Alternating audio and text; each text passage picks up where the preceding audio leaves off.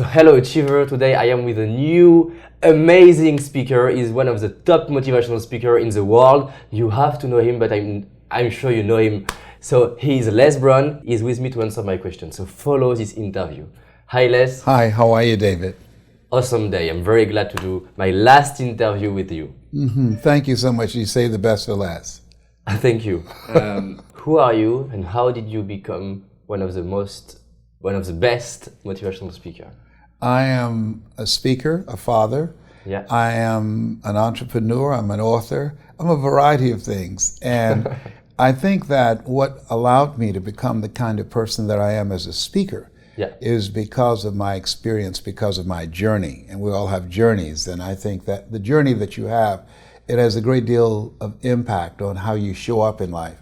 And so I like a quote by Booker T. Washington, who said, "Judge a man not by what he has accomplished, but what he had to overcome for his accomplishment." And so I think because of the things that I've been through, being born in an abandoned building on a floor with a twin brother in a poor section of the United States, being labeled educable mentally retarded and put back from the 5th grade to the 4th grade and fail again in the 8th grade, and being adopted and no college training. I think that all of those things that one would think I would become a statistic. And as opposed to doing that, I've been able to position my life to influence and motivate and inspire millions of people around the world. It's amazing because a lot of people are thinking, oh, I have too many challenges, too many struggles, I can't succeed, I don't have any luck. So do you think we can build luck? We can. I think that, Pete Rose, who was a baseball icon, said that, the harder he works, the luckier he gets. And so I think that when you work, that you create things, that you are working on yourself, you do your internal work and your external work, that you're going to be able to move yourself to a place to accomplish things that will literally surprise you, and things that you weren't even setting out to do. There are things that I'm accomplishing and things that I'm doing that when I started out, those things, they weren't on my agenda, but you begin to evolve to that level. So you are becoming another person, another level, so you can, your dreams change, your action change. When you get outside of what's familiar, what's comfortable, what feels right, and put yourself in a position beyond your comfort zone, that will give birth to a part of yourself that you don't know right now. Because in order to do something you have never done, you've got to become someone you've never been. We all have greatness within us, but greatness is not our destiny. It is a choice that we have to make consciously to put ourselves outside of our comfort zones, to stretch and to develop ourselves and have in our environment people we can learn from and grow from that will hold us to a higher standard and that will always challenge us to go higher. So you are saying that when we are going to outside our comfort zone, we are finding ourselves? Yes, we're discovering things about ourselves that we would never discover in our comfort zone. And so I think it was Oliver Wendell Holmes said, unless you attempt to do something beyond that which you've already mastered, you will never grow. Most people don't achieve a level of mastery. Most people suffer from arrested development. They stop developing themselves, they stop growing, they stop reaching, and they literally settle in and accept life as it comes at them. Yeah, and I totally agree with that because I started to do my first English interviews and it was very hard at the beginning. Yes, and I'm discovering a lot of things about me in doing that. Yes. I have a question for you. How to unleash our greatness? It is a great question. So how can we help people to do that?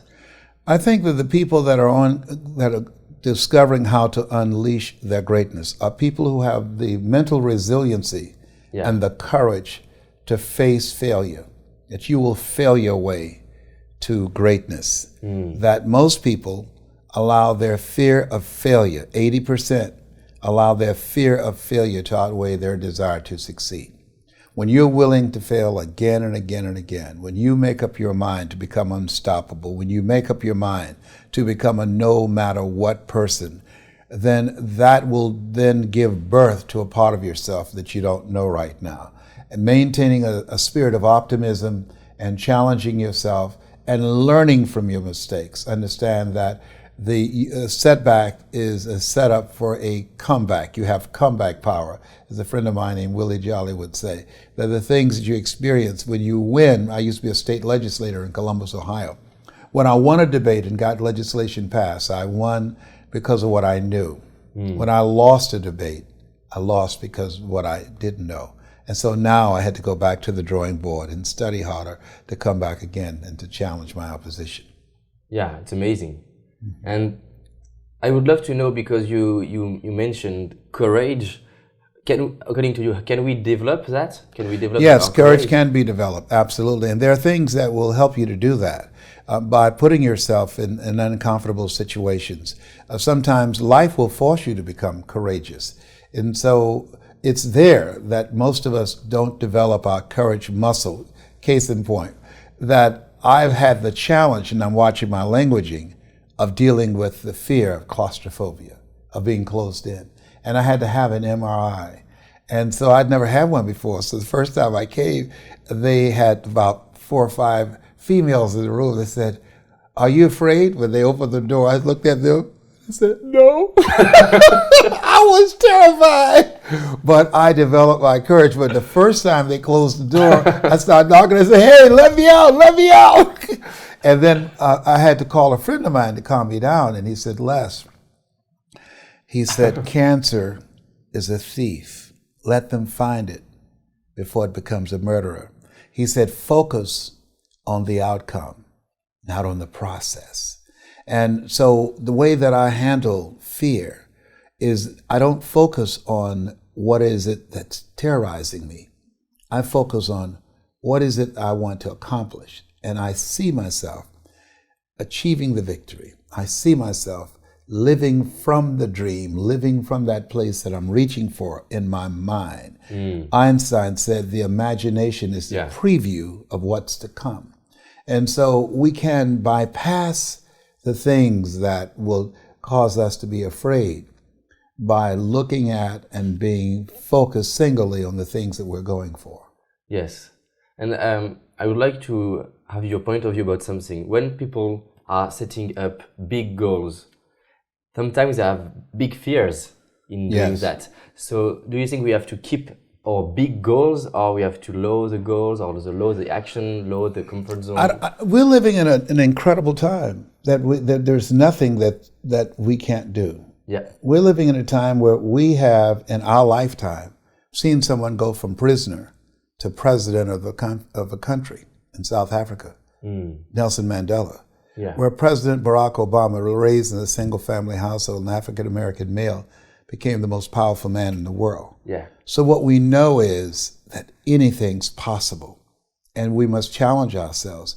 The only reason that most of us don't accumulate a level of achievement in our lives, one, most people end up aiming low. That's what I did most of my life, that most people fail in life, not because they aim too high and miss. Most people fail in life because they aim too low and hit. And that's what I did.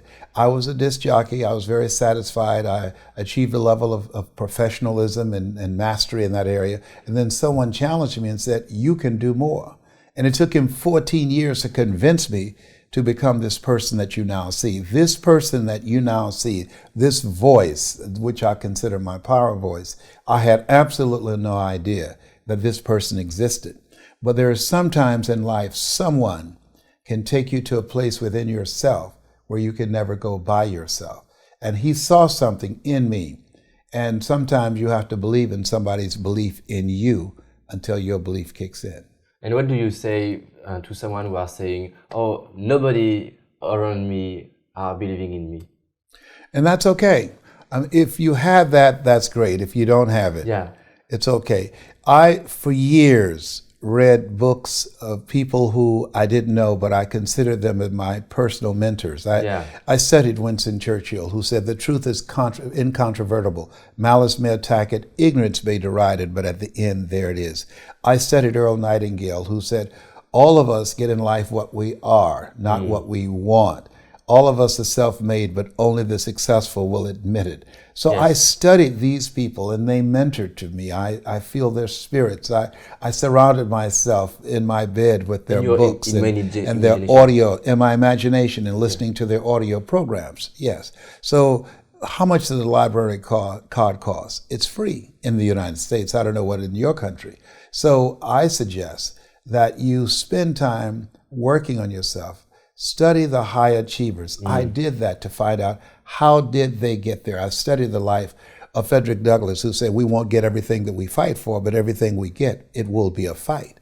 And so as you study these people and imagine yourself in their position and in your mind's eye, say to yourself, as I did, if they can do it, I can do it. They put their pants on one leg at a time. They breathe air just as I do. And so I believe that what you focus on the longest becomes the strongest. What we think about, we bring about. When you train your mind to serve you by reading a minimum of 20 to 60 pages a day, listening to audio programs, writing goals down, reading them 3 times a day, you're literally creating a new mental blueprint and imagining and seeing yourself already living from the goal. You begin to do some things that most people look at and see as magical. Yeah, great. And do you advise to read a lot of biography? Yes, I love to read the biographies of people because I wanted to know what is it that helped to develop their thinking, their character, their philosophy, their whole approach to life. What are the things they went through? What are the things that challenged them? What are some of the things that I can learn and glean from their life that will help me to get to that next level? It's very informative to look at the whole person as opposed to a slice of their lives. I want to make a difference in for youth. Do you think it could be a powerful idea to help youth to read biography? It is very important that they read biographies. Yeah. I did that as a young person, absolutely, because I was I'm a twin, and so my twin brother was always held up in my face, and I was taunted. I was called the DT, the dumb twin, and so I wanted to prove that I was not dumb. It just takes me longer to learn things than most people. And so I read the autobiography of Malcolm X, of Dr. Martin Luther King Jr., of Winston Churchill, of people that I admired, of Paul Robeson. And by reading and studying their careers, it gave me some clues. Success leaves clues. And so it gave me some keys to things that would become part of my life that would help me to become successful in the area that I had chosen. At the beginning of your journey, did you had believe that the fact that you are black could be a disadvantage at the beginning? At the beginning, I thought that would be a factor for me. My mentor said, Les, don't focus on your paint job. Focus on where you're going once again. Yeah. Keep your eyes on where you're going. It became a factor in a variety of situations, but to my advantage. And what I mean by that, it gave me a strength and an advantage to motivate and inspire audiences. When a Tony Robbins or a Joel Osteen or a Brian Tracy, a Jack Canfield, Mark Victor Hansen, these are my friends, go into a primarily white audience, and 99.9% of my audience is Caucasian, and say, you have the power to live your dreams. People look at them and say, if he can do it, I can do it. But when I come in and say, you have greatness within you, you have the power to live your dreams, they look at themselves and look at me and say, if he can do it, I know I can do it, and they leave their running. Yeah. So that's an advantage I have. I think so. So everybody can transform a kind of inconvenience in a huge advantage. Without any question, and it takes work. Now, there's no question that there are certain situations and structures around the world that don't allow people to dream. I'm doing some work in South Africa right now, Johannesburg, and my first step is to help people to learn how to dream, because they were under apartheid, a form of enslavement that did not make dreaming possible. And there are other places around the world that just like that right now. Yeah. That's destroying people's dreams. And I think that's why we see such global upheaval in terms of many dictatorships, because people are becoming more enlightened. In 2007, Time magazine recognized that computer of the Person of the Year. And the reason it did, because it gives everyday people access to information that they never had before. And so now people, with that access of information, becoming more enlightened, and it's causing a great deal of disturbance with various types of governments around the world. It's huge. My message in France, and I would like to spread that everywhere, it's you have a dream, it's possible, so take an action now. How can I help people to believe it's possible? It's an ongoing process. The faith comes by hearing and hearing and hearing. That's what my favorite book says. That you have to be an unreasonable person who's not looking at and judging the circumstances such as you see them. Yeah. But you're calling forth those things that be not as though they were. And if you read the book called Change or Die by David Dushman, I will do. He said there's a person who is an unreasonable person who brings a message that it's possible and repeat that message. And there are people who hear that message who are able to relate to it and identify with it. And then they begin to move from and develop a whole approach to life with that new level of enlightenment, that as he speaks or she speaks, it begin to give people a vision of themselves beyond their circumstances and their mental conditioning, and challenges them to begin to embrace some habits that cause them to make some new choices that will help them to carve out and become the architect of their future, as opposed to becoming volunteer victims. Great. You do a lot of speeches all around the world, and you are not the only speaker. A lot of speakers. So, according to you, I'm a trainer. I'm known as a speaker, but my gifting is I started out as a trainer, teaching people how to live their dreams, teaching them how to use their voice and their story and leverage their knowledge to go from being local to being global. That's what my gifting is in. So as a trainer, why there are some speaker or trainer who give only a kind of information, at the end you say, oh, it's interesting, and other speakers like you, according to me, and you feel something and you're not thinking about, oh, it's interesting, but I can do that. I want to take an action. I want to change something in my life. I don't know if it was interesting, but I will change something in my life.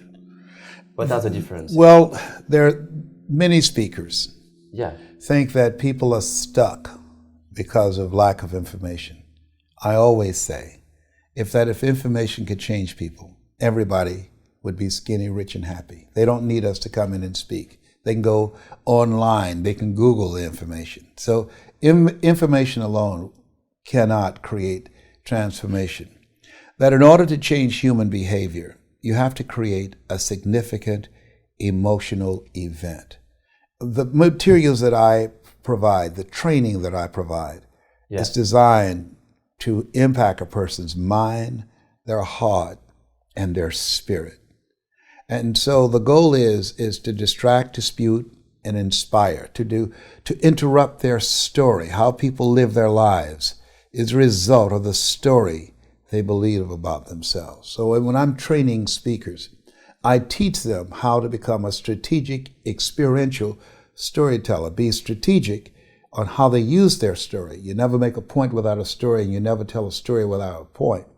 And experiential, because Oliver Wendell Holmes said that once a man or woman's mind has been expanded with an idea, concept, or experience, it could never be satisfied to going back to where it was. And so when you take that approach to change how they think and what they feel, then you now have positioned yourself to begin to create a thirst. There's no saying you can take a horse to the water, but you can't make him drink. You create a thirst where they want to drink, where they want to change.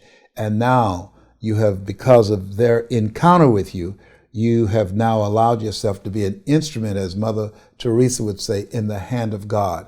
And now that person will begin to write a new chapter with their lives. So it's about how do we change the story that people believe about themselves that's been given to them by life, given to them by their circumstances. We learn between ages 0 and 5 what's available for us and what's not available for us. And based upon those experiences and the people around us and our environment, a word formulates in our mind.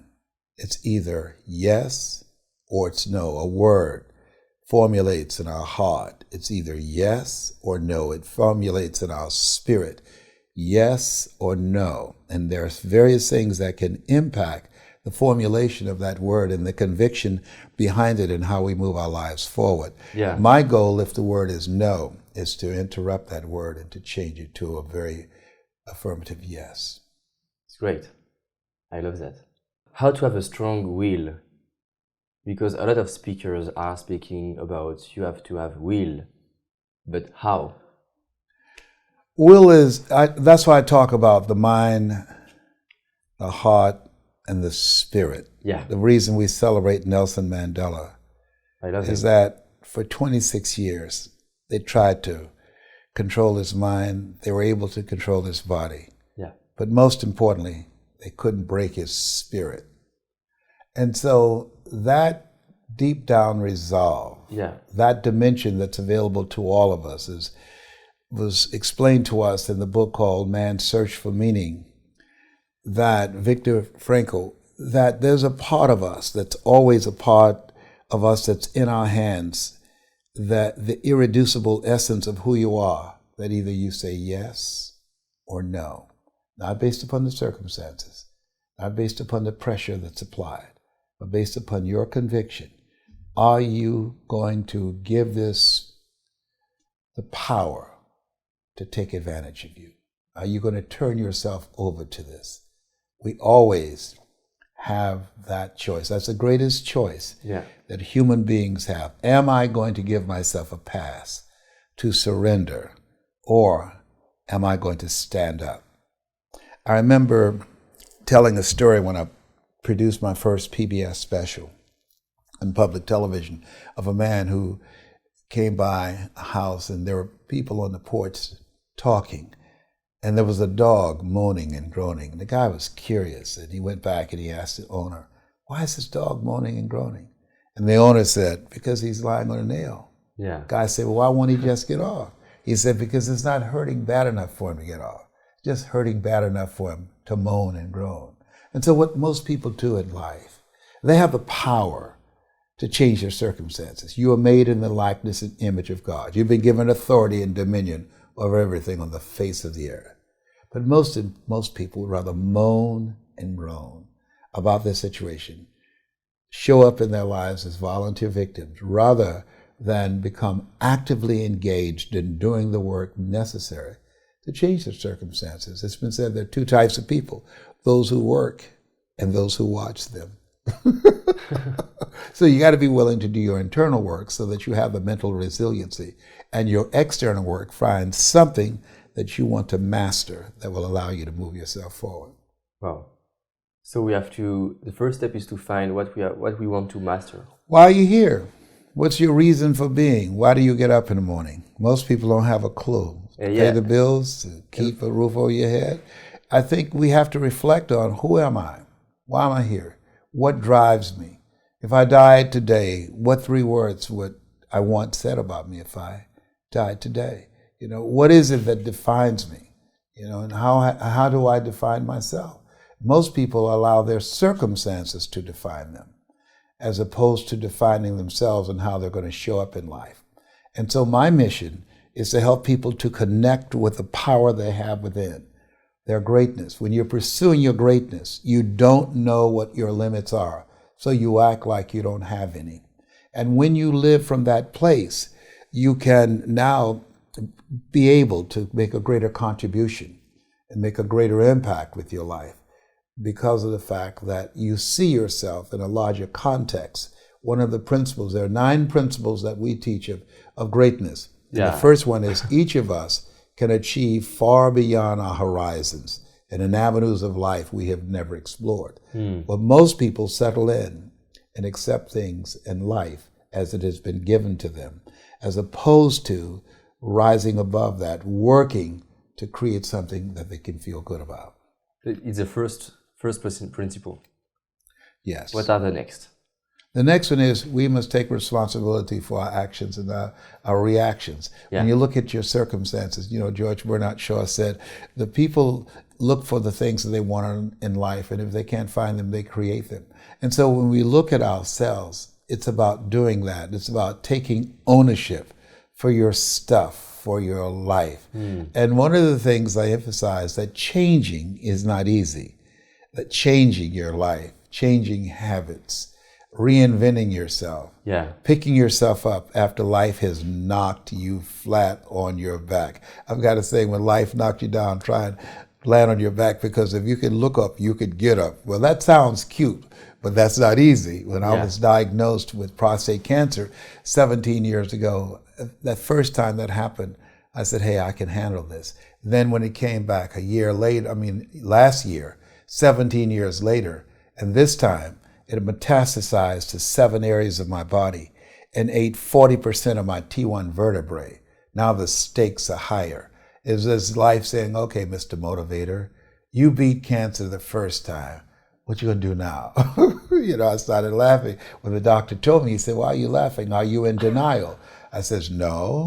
I said, I feel like Mother Teresa. He said, what do you mean? She said, Lord, I know you know how much I can bear. I just wish you to have so much confidence in me. I said, the stakes are higher. So I've got to dig in and got to fight more, because at the end of the day, life is a fight for territory.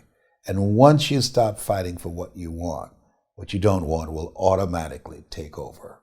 And so it's a fight, it's a challenge in life every day.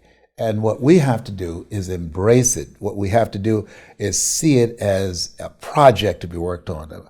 I read something once that I live by. It said, in life, you will always be faced with a series of God-ordained opportunities, brilliantly disguised as problems and challenges. And so I see even cancer as a gift, as a God-ordained opportunity. It is a kind of test for you to improve It's a yourself. test, right? No test, no testimony. Yes. Wow. And so you have to be willing to step up and handle it. Anybody can have faith, David. If the bills are paid, if they have their health, the marriage is working out fine, the children acting like they have good sense, they have a lot of money in the bank, a lot Everything of is perfect. investment. Anybody can have faith under those circumstances.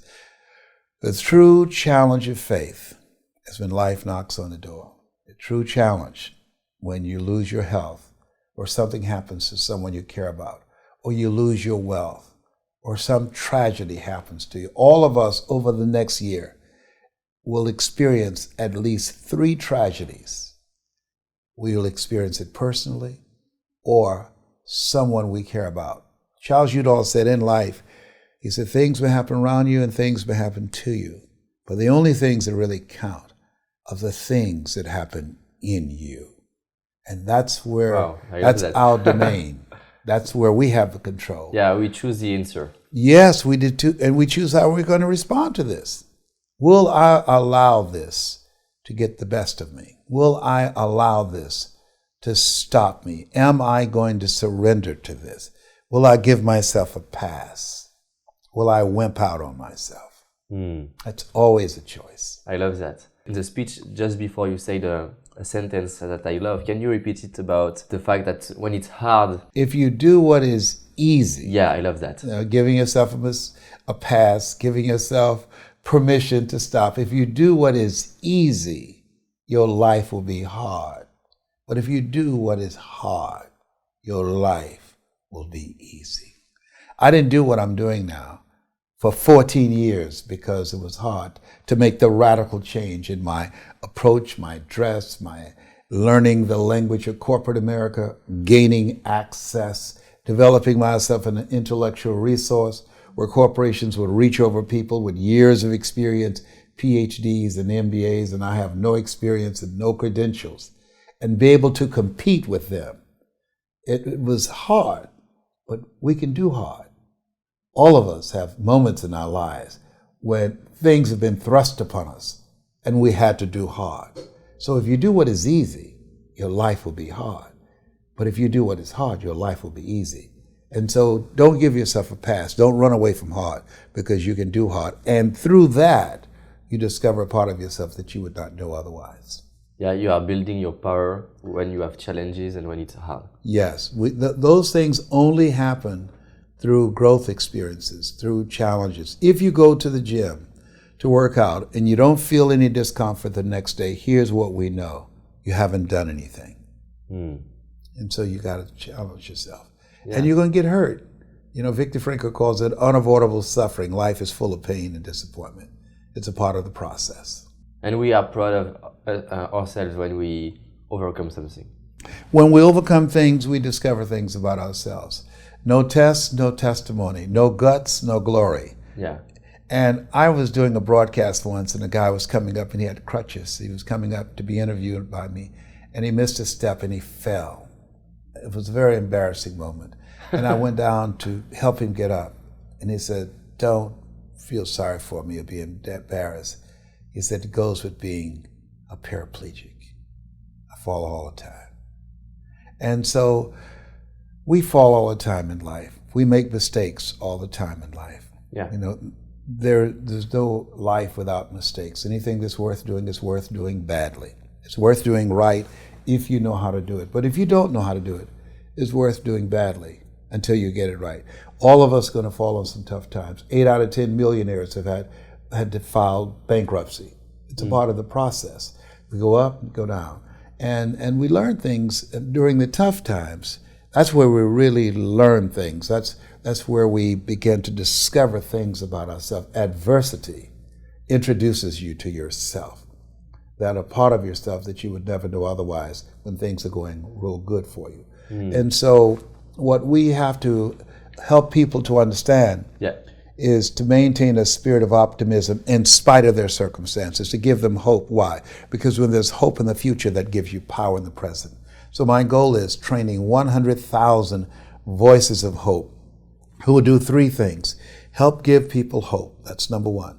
Number 2, teach them methods that will help them to develop the desire to reinvent themselves so that they are not replaced by an app or outsourcing, because this is a time where you have to continuously reinvent yourself to stay ahead of technology and cheap labor around the world. That's number 2.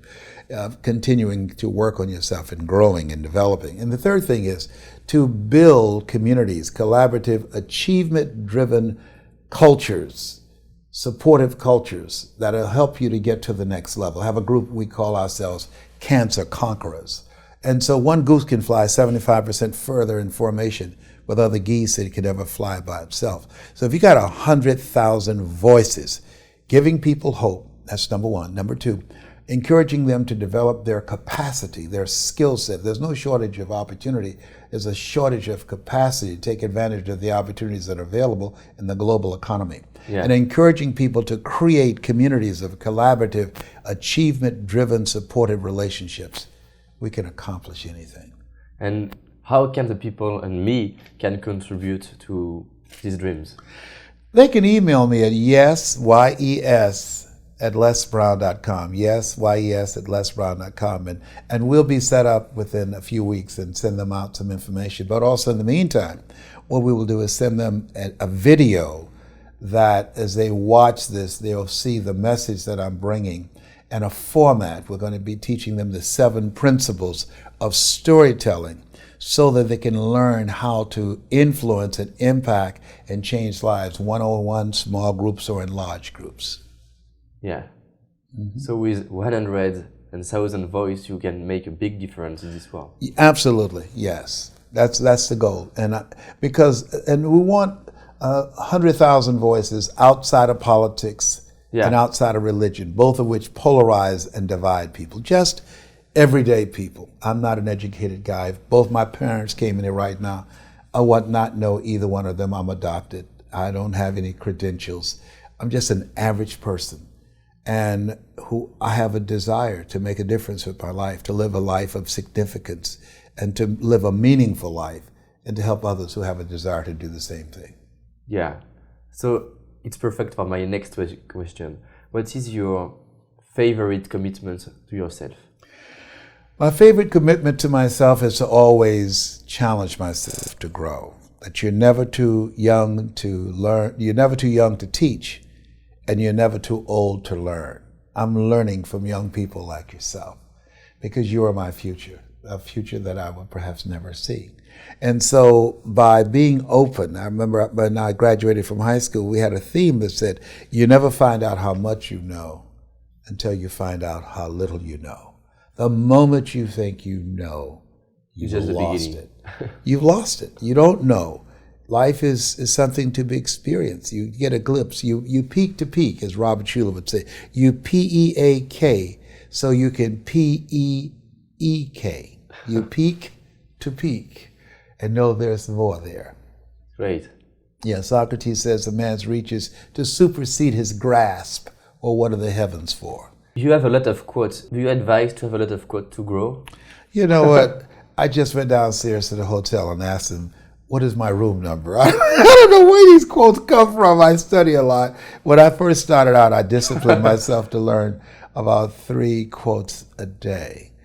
Somebody taped me one time. I gave a lecture at a Manpower conference with Bishop T.D. Jakes, and they said I did over 215 quotes, and I never repeated myself.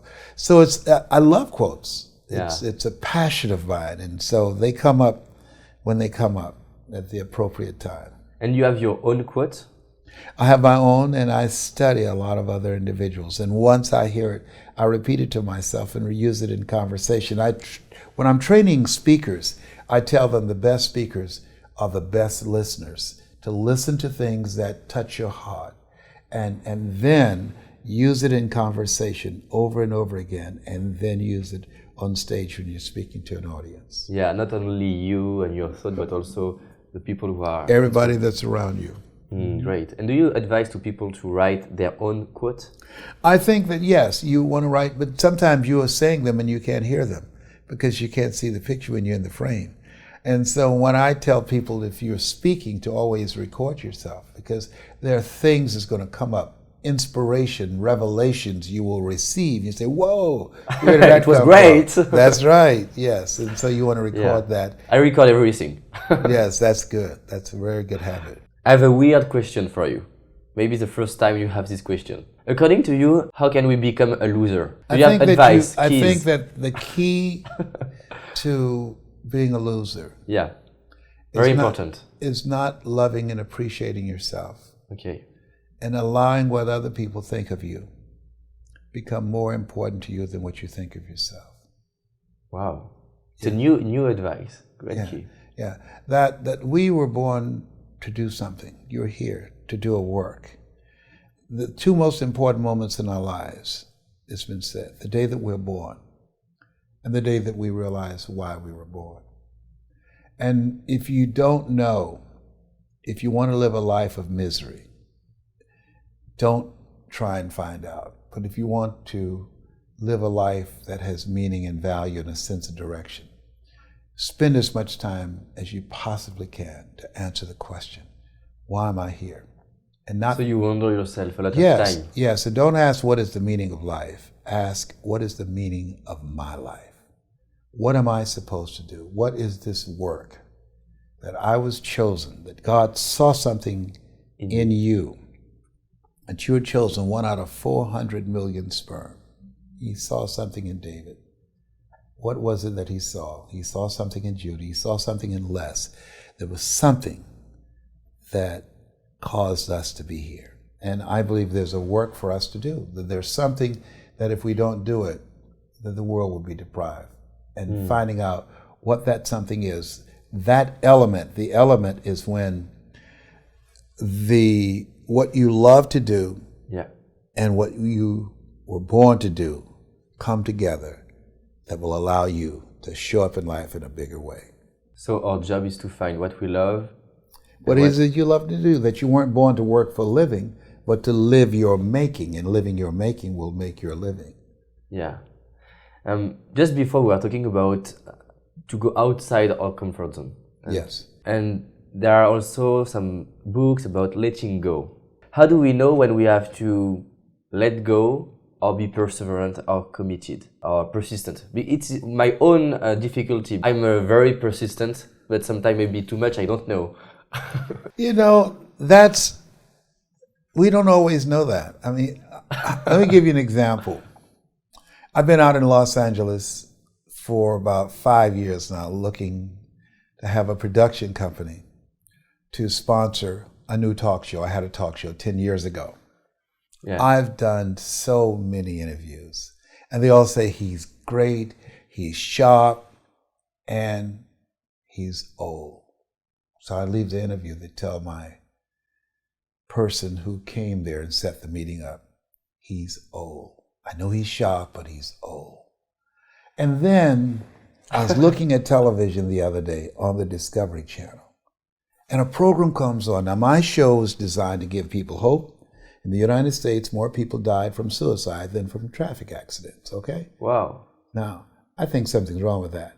My program is designed to give people hope and inspire them to increase their skill set in this age of what the late Peter Drucker calls the era of the 3 C's: accelerated change, overwhelming complexity, and tremendous competition, and to create collaborative, achievement-driven, supportive relationships.